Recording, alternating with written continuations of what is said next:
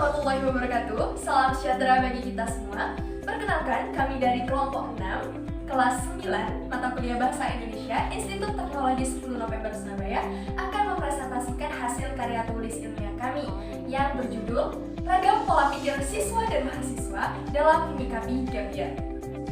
Indonesia merupakan negara dengan jumlah penduduk terbanyak keempat di dunia, dengan jumlah penduduk sekitar 260.583.016 jiwa. Penduduk merupakan salah satu komponen penting dalam suatu negara. Hal ini dikarenakan penduduk mampu mengolah sumber daya alam dan lingkungannya untuk memenuhi kebutuhan akan dirinya sendiri maupun keluarganya. Di samping dalam hubungan sosial di antara penduduk sehingga memperoleh kehidupan kebangsaan yang bebas, merdeka, bersatu, berdaulat, dan sejahtera. Tingkat pertumbuhan penduduk yang tidak terkendali merupakan suatu permasalahan dalam suatu negara. Hal ini dikarenakan dengan jumlah penduduk yang besar dapat menimbulkan ketidakseimbangan antara daya dukung alam dan daya tampung lingkungan. Dalam hal ini juga mengakibatkan terjadinya kemiskinan, kelaparan, dan juga tingkat mutu pendidikan yang rendah. Dapat diartikan ketika pertumbuhan penduduknya tinggi, maka kualitas dan kuantitas dari sumber daya alam dan sumber daya manusianya juga menjadi rendah.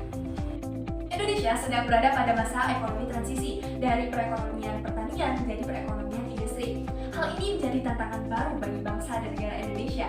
Perlu diketahui, pada tahun 2014 penduduk Indonesia memiliki angka kemiskinan yang cukup memprihatinkan. Dibuktikan dengan lebih dari 11% penduduk Indonesia mengalami kemiskinan, yakni sekitar 28 juta penduduk. Kemiskinan dapat mempengaruhi kemampuan penduduk dalam hal pembiayaan pendidikan. Permasalahan ini menyebabkan banyak penduduk di Indonesia yang mengalami buta huruf bahkan tidak mengenal adanya pendidikan di sekolah. Pada kenyataannya, masalah ini mengakibatkan sebagian anak memilih untuk putus sekolah dan tidak mau melanjutkan pendidikan ke jenjang yang lebih tinggi. Untuk mengatasi masalah tersebut, sebagian anak juga memilih untuk melakukan pendidikan alternatif atau biasa disebut dengan pendidikan kesetaraan. Dapat diartikan bahwa pendidikan kesetaraan merupakan suatu alternatif pendidikan yang memberikan kesempatan kedua untuk anak maupun remaja yang kurang beruntung untuk memperoleh pendidikan tingkat lanjut kembali.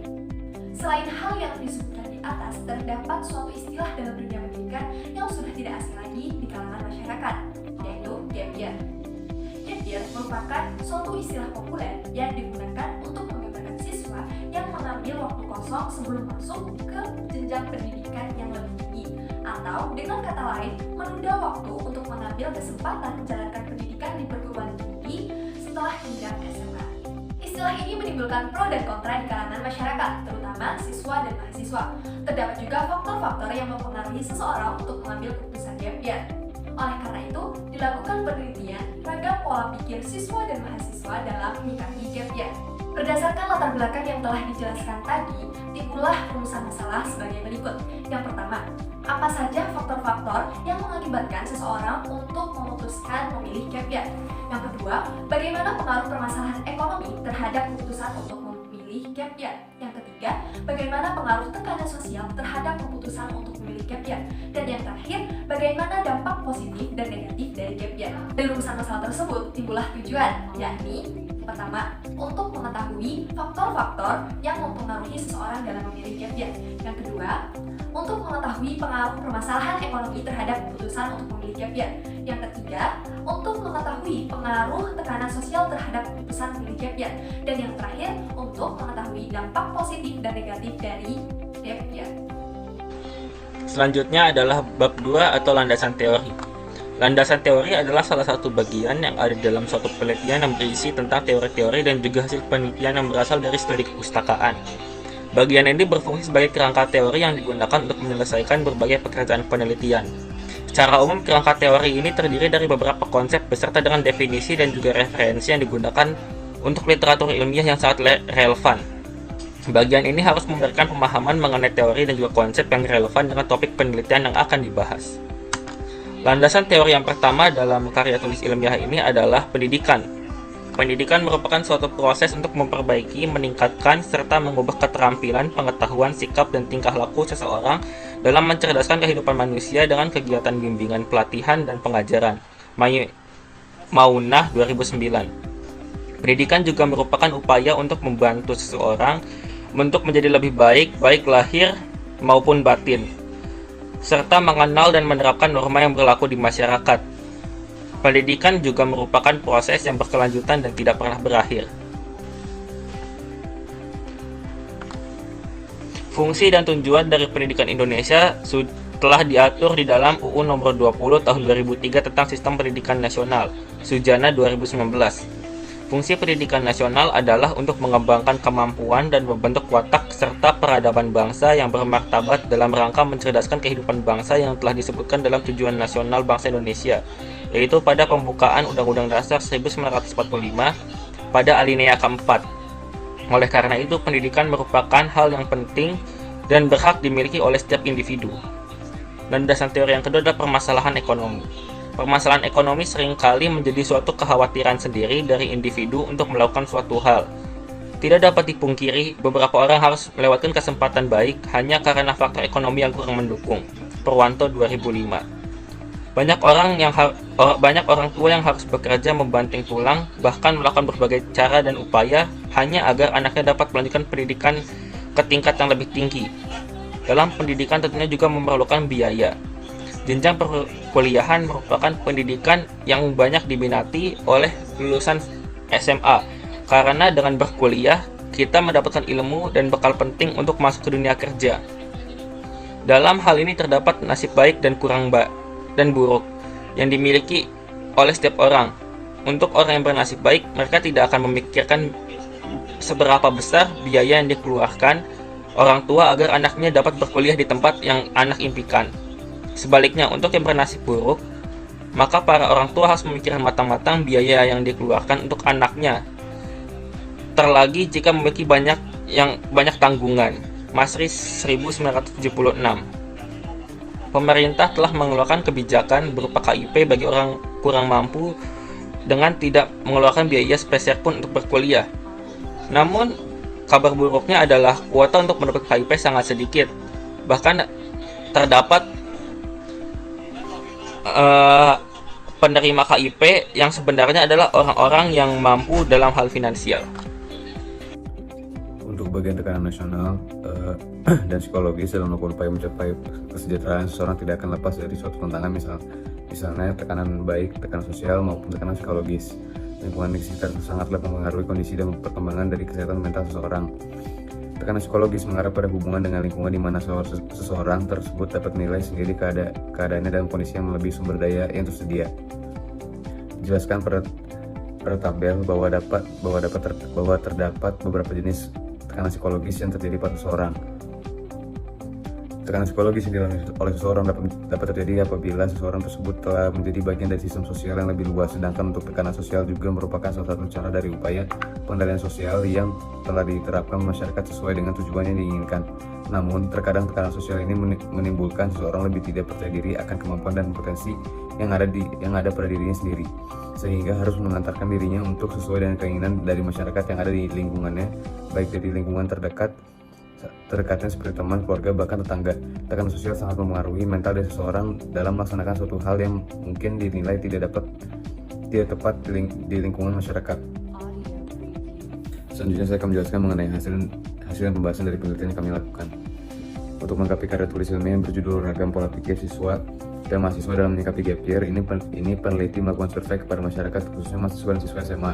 Peneliti menanyakan beberapa pertanyaan kepada responden yang berkaitan tentang gap year. Contohnya, apakah dengan gap year akan memiliki waktu yang luang untuk belajar? Alasan kenapa orang-orang lebih memilih gap year dan lainnya. Berdasarkan survei yang telah peneliti lakukan, maka didapatkan responden dengan jangkauan umur mulai dari 15 sampai 20 tahun dengan total responden sebanyak 66.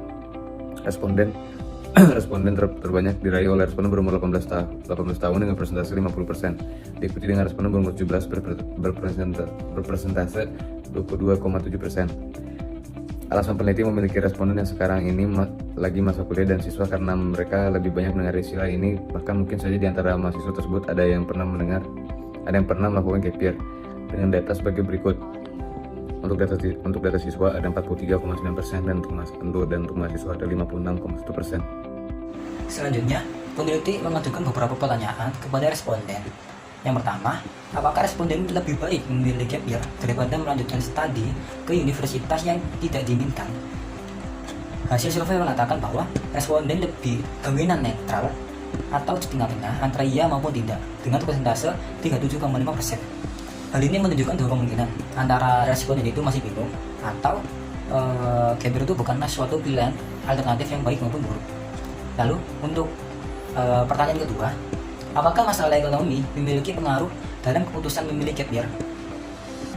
Survei mengatakan responden lebih banyak yang memilih sangat setuju dengan pertanyaan ini dengan persentase 43,9%. Lalu hal ini berkaitan dengan manfaat gap year. Yang pertama, apakah dengan memilih gap year akan memiliki banyak waktu luang untuk belajar? Responden lebih dominan setuju dengan persentase 34,8%. Hal ini dikarenakan karena kalau seseorang telah lulus sekolah SMA, maka mereka itu tidak punya beban untuk melakukan sesuatu yang dia inginkan, misalkan seperti belajar atau mengenal lebih dalam lagi dirinya. Yang kedua, manfaat kedua, apakah dengan memilih gap year akan mempunyai waktu untuk berfokus terhadap diri sendiri? Responden lebih dominan sangat setuju dengan persentase 39,4%. Menurut literatur yang kami baca, yaitu WHO, dia mengatakan bahwa salah satu manfaat untuk mengambil gap year adalah untuk mendapatkan pengalaman, pertumbuhan pribadi, dan untuk istirahat dari jalur akademis tradisional. Nah, lalu selain manfaat dan pertanyaan, kami juga meminta beberapa pendapat responden mengenai gap year ini. Yang pertama, apa pandangan responden mengenai orang-orang yang lebih memilih untuk gap year? Hasil survei mengatakan bahwa rata-rata responden mendukung seseorang untuk lebih memilih gap year dengan alasan dan perspektif mereka masing-masing. Berikut diantaranya. Ada yang menghargai keputusan orang tersebut memilih gap year karena hal tersebut sudah diputuskan secara matang. Ada juga yang mengatakan yaitu biasa saja. Lalu pertanyaan kedua, apa pandangan responden mengenai orang-orang yang mengambil jurusan kuliah yang tidak sesuai dengan keinginannya? Hasil survei mengatakan bahwa responden didominasi dengan kurang dan tidak setuju bahwa kalau seseorang itu mengambil jurusan kuliah yang tidak sesuai dengan keinginannya. Beberapa pendapatnya yaitu ada yang menganggap itu kurang baik untuk kehidupan kedepannya. Ada juga yang mengatakan itu boleh, tapi dengan satu syarat. Ada juga yang mengatakan bolehlah keluar dari zona nyaman sesekali. Lalu pertanyaan terakhir adalah, apa pandangan responden terhadap orang tua yang memaksa anaknya masuk ke universitas atau jurusan tertentu? Hasil survei mengatakan bahwa rata-rata responden mengatakan tidak setuju dengan pernyataan tersebut. Berikut beberapa pendapat yang dikemukakan oleh responden. Ada yang mengatakan bahwa hal tersebut tidak baik bagi perkembangan proses belajar anak. Ada juga yang mengatakan bahwa pentingnya komunikasi antara orang tua dan anak supaya tidak terjadi hal tersebut. Ada yang mengatakan cara didik orang tua tersebut merupakan gaya old parents. Ada juga yang mengatakan bahwa terkadang pilihan orang tua ke anak itu merupakan pilihan terbaik. Menurut literatur yang kami baca yang dilakukan oleh WHO, dapat disimpulkan bahwa orang tua juga menjadi pengaruh seseorang dalam mengambil keputusan dalam mengambil gap year. Setelah penjelasan bab 3 yaitu hasil pembahasan dari Hisham, nah kemudian saya akan melanjutkan bab 4 yaitu kesimpulan. Nah di mana kesimpulan ini adalah hasil akhir yang menjelaskan mengenai keseluruhan hasil dari penelitian yang dilakukan. Nah tidak hanya itu, kesimpulan itu juga dapat menjadi suatu pembahasan akhir yang menjadi perhatian akhir dari suatu hari tulis ilmiah atau KTI. Nah kemudian saya akan menjelaskan kesimpulan materi mengenai gap year. Nah jadi di sini gap year merupakan istilah populer yang digunakan untuk menggambarkan siswa yang mengambil waktu kosong sebelum masuk ke jenjang pendidikan yang lebih tinggi. Nah, faktor-faktor yang mengakibatkan seseorang itu memutus untuk mengambil gap year diantaranya itu adalah permasalahan ekonomi dan juga tekanan sosial. Nah, kemudian menurut hasil survei yang telah kami lakukan, bahwa rata-rata responden yang mendukung seseorang yang membuat keputusan lebih memilih gap year dengan alasan-alasan, yaitu responden sendiri yang lebih memiliki perspektif yang berbeda setiap responden, baik setuju dengan hal tersebut maupun tidak. Nah kemudian permasalahan ekonomi menjadi pengaruh terhadap keputusan seseorang untuk memilih gap year. Di antaranya merupakan kebanyakan ketidakmampuan ataupun keberatan dengan biaya kuliah di universitas swasta maupun universitas negeri melalui jalur mandiri. Nah, hal ini telah dibuktikan dengan hasil survei kami di mana banyaknya responden yang sangat setuju dengan pertanyaan ini, di mana persentase setuju 43,9% diikuti yang setuju dengan persentase 28,8%. Nah, kemudian selain permasalahan kami, ternyata juga ada pengaruh tekanan sosial terhadap keputusan untuk memilih GPR.